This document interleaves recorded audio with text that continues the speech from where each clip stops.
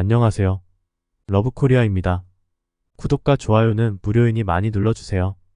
우리나라 축구 대표팀이 베트남을 6대 0으로 대파하며 아시아 축구 최강팀의 면모를 남김없이 과시했습니다. 다음 달 한국과 월드컵 예선전이 예정되어 있어 중국 축구 팬들도 한국과 베트남의 경기 결과에 많은 관심을 가지고 있습니다. 17일 수원 월드컵 경기장에서 열린 베트남과 경기에 많은 팬들이 경기장을 찾으며 4만 여석이 매진됐습니다. 박항서 전 베트남 대표팀 감독도 경기장을 직접 찾아 양팀 선수들을 격려했습니다.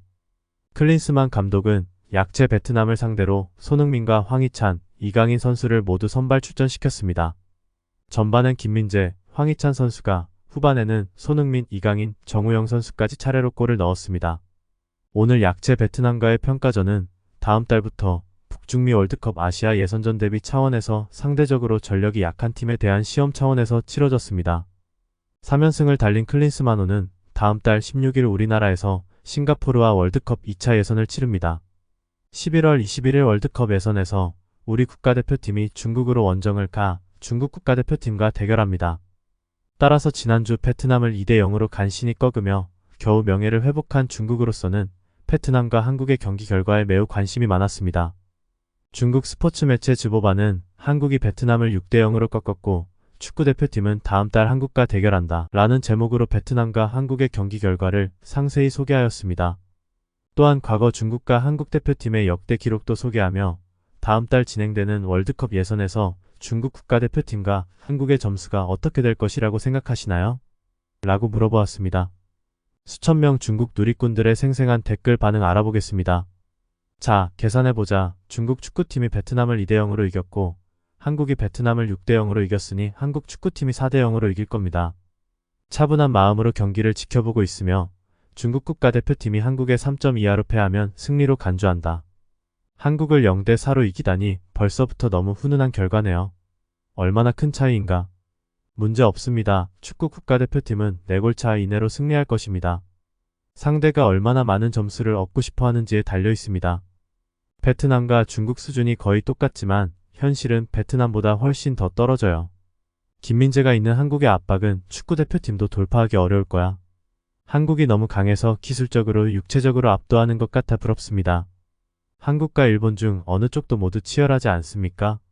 2002년에서 2006년에는 여전히 일본, 한국과 경쟁할 수 있었는데 지금은 배기가스 냄새밖에 안 나네요. 배기가스 냄새는 무슨. 이제 차 후미등도 안 보이네요. 항복하고 3패해도 괜찮나요? 한국 축구 속도가 너무 빠른데 이 속도에 적응하지 못하면 축구 국가대표팀이 비참하게 실패할까봐 정말 두렵습니다. 소림축구의 맹렬한 반칙이 통하지 않는다면 누가 겁내겠는가? 이게 정상 아닌가요? 아직도 두렵나요? 2030년 월드컵을 미리 준비한 축구 국가대표팀에게 축하를 전합니다. 7년은 너무 이상적이지 않나요? 어쩌면 2034년을 기대할 수도 있고 어쩌면 3020년을 기대할 수도 있습니다. 당신은 틀렸어요. 3020년입니다. 이번 친선 경기에 손흥민을 90분간 기용한다. 콜린스먼은 돼지다. 그냥 재미로 하는 거지 힘들지 않아요. 주말에 프리미어리그가 걱정될 뿐이에요. 이 정도의 강도는 주말 컨디션을 회복하는 데 도움이 됩니다. 중국은 한국과 몇 강년 떨어져 있고 손이 닿지 않는 곳에 있다. 한국 베트남 6대 0, 중국 베트남 2대 0, 한국 중국 3대 0. 아무 문제가 없습니다. 그렇죠? 왜 4대 0이 아니지? 분명히 점수에 뭔가 문제가 있는 것 같아. 역사 선생님이 수학을 가르쳤나요? 이 사람의 수학은 체육 선생님이 가르쳤어요.